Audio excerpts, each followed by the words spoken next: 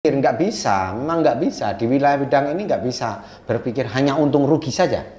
Tidak bisa. Pasti itu akan umurnya pendek.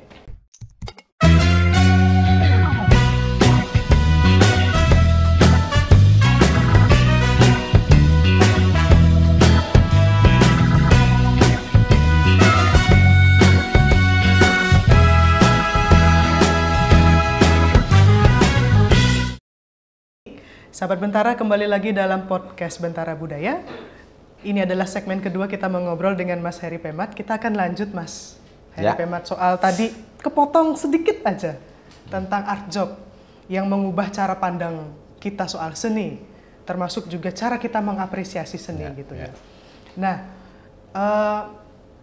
pertanyaanku adalah bagaimana Mas Pemat menghadirkan sebuah perhelatan gitu ya, yang tetap mencoba menghadirkan seni-seni yang sifatnya pasti punya kurasi ya, punya nilai, punya sesuatu makna yang lebih gitu ya dari sekedar yang ditampilkan, dengan bentuk-bentuk lain yang menarik, yang populer, sehingga orang-orang bisa melihat seni secara lebih menyenangkan dan seterusnya. Bagaimana ide itu muncul awalnya? Iya, dari tadi sudah saya sampaikan bahwa niatan art job itu mendekatkan seni kepada publik sedekat-dekatnya. Maka kemudian kita berpikir bahwa bagaimana ini lebih fun, lebih ringan. Kemudian kita menjadikan bahwa perhelatan art job ini 50-50 antara wacana dan pasar. Wacana dan pasar. Pasar itu bisa macam-macam. Oke. Ya. Antara wacana dan pasar, antara pasar dan wacana gitu kan. Iya. Tidak bisa terlalu wacana karena pasti berat. Berat sekali dia diserap oleh publik. Misalnya kita bicara kontemporer, ugal-ugalan, seniman maunya bikin sensasi bla bla bla bla karena merasa pesannya nyampe. Tapi nggak bisa orang mencerna. Orang jadi entah takut, entah jijik, bahkan entah nggak tertarik misalnya. Itu jangan sampai. Kemudian juga sangat terlalu happy, terlalu manis, itu juga kurang menarik kita ketika ngomongin wacana. Mungkin kurang kritis gitu ya. Karena seniman kan biasanya identik dengan sesuatu yang kritis dan memberikan banyak inspirasi. Tapi juga tidak bisa seperti itu semua gitu. Makanya harus 50-50. Dan secara penyelenggaraannya pun juga kita tidak serta-merta terlalu jualan, terlalu mengedepankan ini tempat wisata misalnya, atau destinasi wisata. Tidak bisa juga seperti itu. Tapi kemudian kita juga harus mengimbangi dengan wacana, edukasi, dan bobot daripada karya-karya yang terpilih. Nah, saya pikir kita nggak bisa berat sebelah. Maka kemudian kemasannya adalah festival. Festival. Art job itu festival seni rupa. Ada disebut festival seni rupa kontemporer gitu ya. Tetapi di dalamnya kontemporer itu apa gitu kan. Ya mungkin ini hanya sebagai bentuk bahwa ini menyatakan bahwa presentasi karya terkini gitu ya. Tapi sebenarnya di dalamnya itu ada tradisi, ada akar budaya yang kemudian menjadi pemicu dan pemacu karya-karya sekarang menjadi karya-karya yang saya bilang lebih senang kalau sebagai karya-karya terkini yang tercipta pada hari ini. Nah, kemudian yang harus menarik adalah saya harus menginformasikan kepada publik bahwa art job selalu mempresentasikan karya-karya yang berkembang pada hari ini. Yang terbaru. Walaupun dalamnya itu juga ada gamelan, ada wayang, ada batik. Tetapi kemasannya seperti apa? Apakah batik hanya cukup disampir ke, wayang cukup dengan ditancap ke gitu ya? Tapi juga mungkin cara display, cara kemudian mengemas segala macam dengan bahasa kesekarangan itu mungkin bisa lebih diserap oleh publik atau generasi sekarang. Sehingga itulah yang kemudian menjadi PR setiap tahun gitu ya. Kita ngomongin sejarah gitu. Terus orang yang terbayang apa ketika ini ada di art job? Apakah kemudian penuh buku, penuh foto, penuh arsip, penuh cerita? Tidak. Nah, tahun ini art job itu banyak menampilkan karya-karya refleksi sebenarnya dari seniman-seniman yang mungkin juga berbicara sejarah. Oke. Tetapi lihat kemasannya. Itulah kemudian yang saya sebut bahwa Arjok selalu menjadi merepresentasikan perkembangan, atau kalau saya selalu pakai bahasa kegilaan seniman hari ini. Iya. Nah, itu yang harus saya sampaikan pada publik. Iya. Bedanya apa dengan penyelenggaraan yang lain gitu. Penyelenggaraan yang lain kan mungkin sifatnya mungkin tidak festif ya. Artinya lebih ke galeri, lebih ke art space yang spesifik gitu. Tapi kalau Arjok ini memang benar-benar publik. Ini festival, festif harus meriah kali ya. Betul. Gitu. Kan harus meriah. Yeah. Dan ini yang kemudian siapapun merasa nyaman masuk di dalamnya. Ketika kita bicara Arjok, mungkin tidak di dalam bayangannya mungkin memang seni rupa, tapi ketika orang sudah mengalami, ternyata itu melintas bidang, melintas divisi seni yang lain, ada musik, ada teater, ada film, ada kuliner, ada desain, ada fashion, di dalamnya campur, tapi kemasan seni rupa, dan itu terjadi. Kalau Art Bali gimana, Mas Pemat dulu membuatnya? Art Bali itu gimana tuh? Art Bali itu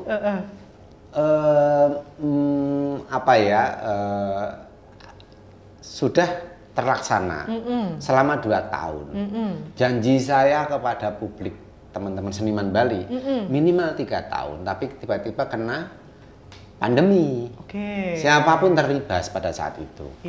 Tahun 2018 sampai ke 19 sampai awal 2020 itu berhasil dilaksanakan 2 kali penyelenggaraan Art Bali. Tapi yang ketiga itu sudah tidak mampu karena memang ditutup areanya. Nah, Art Bali itu semangatnya sama. Cuman dia Bali. Dengan Arjok itu sama. Cuman dia di Bali. Nah, seperti yang selalu saya bilang bahwa di mana itu festival itu digelar, di situ langit dijunjung. Maka ketika Art Bali digelar di Bali, kemasannya kontemporer dan internasional. Tetapi yang diutamakan adalah kekasan kontemporer Bali.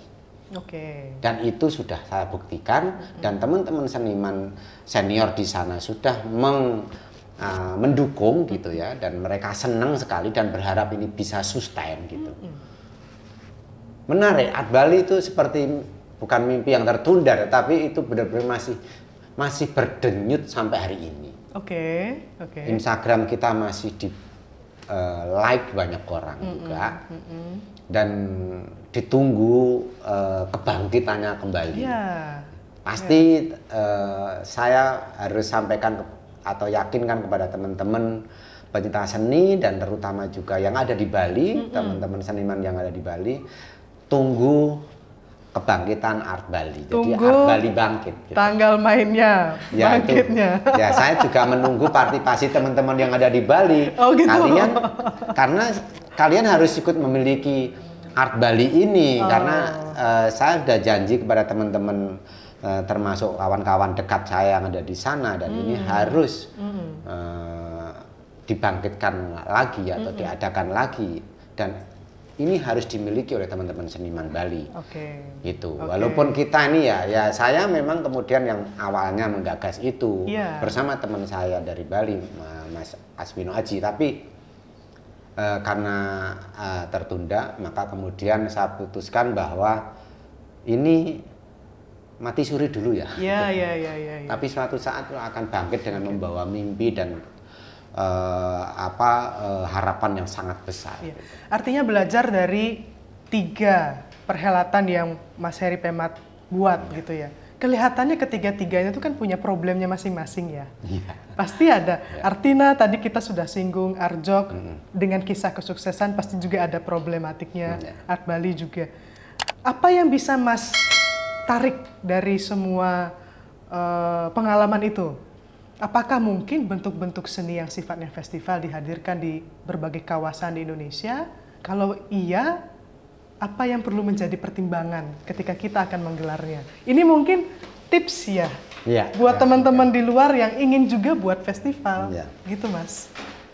Iya, ini menarik sekali sebenarnya. Saya yakinkan bahwa semangat saya terhadap kerja-kerja atau lelaku seni melalui festival atau perayaan seni melalui festival itu nggak akan, rasanya ini masih terus menerus nggak putus, artinya semangatnya ada terus, apinya itu membara banget. Karena apa? Kita ini berada di tengah ketidakmapanan sebenarnya. Ketidakmapanan. Apapun, mau infrastruktur, mau kesadaran segala macam itu masih sebenarnya masih anggaplah nanggung saja gitu. Kita mungkin merasa kita ini cukup mendapat dukungan dari teman-teman. Saking ininya memang kemudian teman-teman punya perasaan yang sama dengan saya sehingga dukungannya itu sangat berasa. Tetapi ketika kita hadir di dalam sebuah wilayah, ini masih banyak yang belum paham. Tetapi begitu mereka mengalami, sangat senang, berharap besar terhadap penyelenggaraan festival itu. Maka kemudian semangatnya adalah berkesenian tidak harus menjadi seorang pelukis, tidak harus menjadi seorang fotografer, videografer, tapi dengan menyelenggarakan penyelenggaraan festival, kemudian menjalankan praktek-praktek manajemen seni, itu cara berkesenian saya. Dan itu saya berharap juga teman-teman loyalitas dan totalitas terhadap pilihan ini itu harus terus dipupuk. Sehingga apa? Sudah tidak berpikir lagi ini untung rugi. Tidak berpikir untung tidak rugi. Berpikir, nggak bisa, memang nggak bisa. Di wilayah bidang ini nggak bisa berpikir hanya untung rugi saja. Tidak bisa. Pasti itu akan umurnya pendek. Dan Anda akan dicap sebagai ya pengusaha jadinya gitu. Saya aja sampai sekarang juga sekedar IO. Ya, gitu. Nggak ada rasanya. Nggak ada rasanya. Nah, kemudian buat kalau bicara tip ya, saya pikir loyalitas terhadap bidang apapun yang menjadi pilihan itu sudah harga mati harusnya. Di sini kita bicara passion gitu. Artjok sudah 15 tahun. Kemarin tahun ini 16 tahun. Art Bali baru 2 tahun. Artina baru 1 tahun. Itu seperti ini seperti ini kan karya gitu ya. Ini karya dan saya tidak merasa ini karya saya sendiri. Banyak teman-teman yang kemudian mendukung dan merasa memiliki. Tinggal bagaimana nanti ini mensinergikan dengan kembali kepada stakeholder terbesar yaitu publik dan kemudian mengerucut pada pejabat atau pemerintah yang kemudian harus juga bisa ikut memiliki. Saya tidak kemudian membranding apa yang menjadi produk atau karya saya, tetapi ini boleh loh. Ini hanya menjadi semacam contoh kecil saja. Artjok, Art Bali dan Artina ini contoh kecil saja. Pemerintah atau negara harus memiliki ruang. Ini sebenarnya visinya adalah menyadarkan pada siapapun bahwa cara menghargai seniman dan karyanya itu banyak caranya ya. Nah kalau dalam level pemerintah ya sediakan infrastruktur yang memadai, yang relevan untuk menampung kegilaan mereka hari ini. Saya yakin banyak para pemikir, misalnya arsitek, budayawan yang bisa berpikir jauh ke depan sehingga infrastruktur yang dibangun ini bisa tetap relevan, mengikuti zamannya. Jangan sampai membangun hanya relevan pada hari ini yang dibutuhkan apa. Bisa jadi 2 tahun lagi atau bahkan setahun lagi itu sudah tidak relevan lagi. Makanya banyak sekali kan sekarang itu bangunan-bangunan pemerintah yang kemudian seniman bisa pakai tapi terlalu mahal. Bagus tapi nggak efektif. Itu kasus sering terjadi. Nah itu. Nah ya memang makanya karena kepentingan dan kemauan seniman ini macam-macam, banyak macamnya juga gitu. Maka ayo diajak bicara. Sistemnya bagaimana, manajerialnya bagaimana, bangunan infrastrukturnya seperti apa, dan pendukungan penganggaran itu akan seperti apa. Itu sangat-sangat terbuka mestinya gitu. Dan harus yang paling penting ada disadari dampak daripada peristiwa itu apa gitu. Kalau kita tidak berpikir dampak jangka panjang, hanya berpikir jangka pendek, itu nggak akan terjadi. Tapi kalau berpikir jangka panjang, maka kemudian pendukungan itu akan maksimal dan seniman pasti akan merasa mendapatkan rumah dan orang tua yang pas.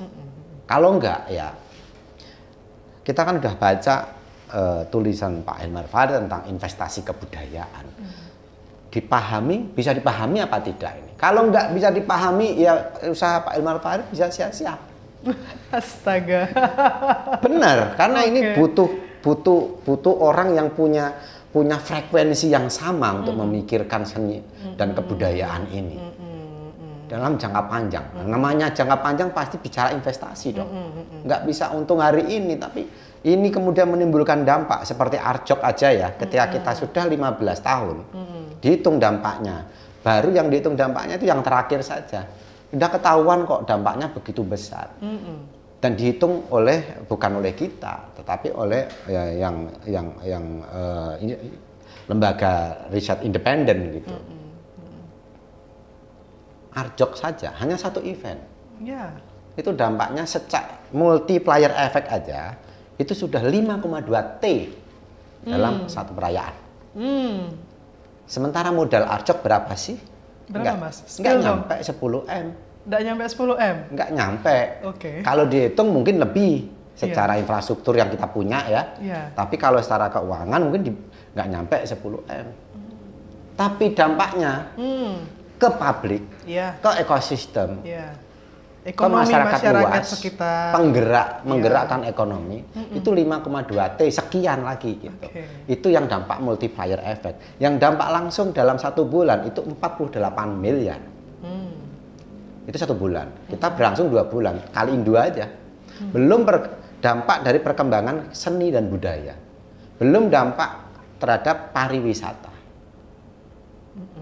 Pemasukan PAD ya, pendapatan asli daerah melalui pajak bisa dihitung. Karena orang kan naik pesawat, beli tiket, makan di restoran, minum kopi, ya kan, nginep di hotel, kemudian beli oleh-oleh, beli merchandise, semua dipajekin kan.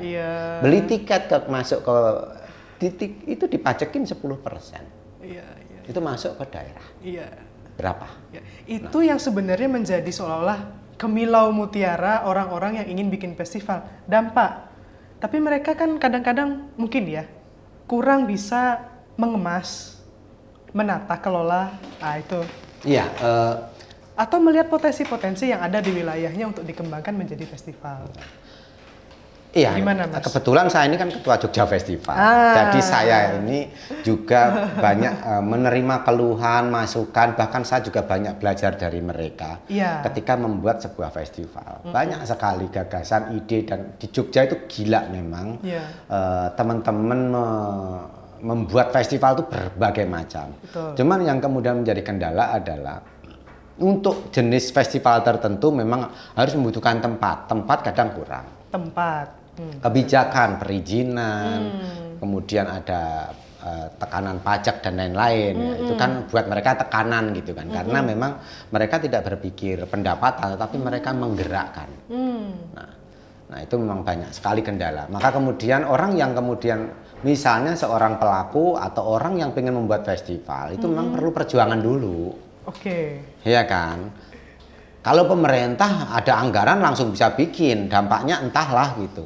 Dihitung sendiri boleh gitu. Karena dana udah ada. Nah biasanya memang masalah klasik di wilayah pendanaan. Tetapi banyak sekali lahir para pelaku festival yang kemudian memang dari keinginan. Tidak berpikir ini ya udahlah memerankan manajemen seni penyelenggaraan festival itu menjadi sebuah ilmu tersendiri. Kemudian kita dari Jogja Festival misalnya kemudian membuat program-program bagaimana pusat studi festival, manajemen festival itu kita bikinkan untuk mengedukasi bahwa pentingnya festival di mana,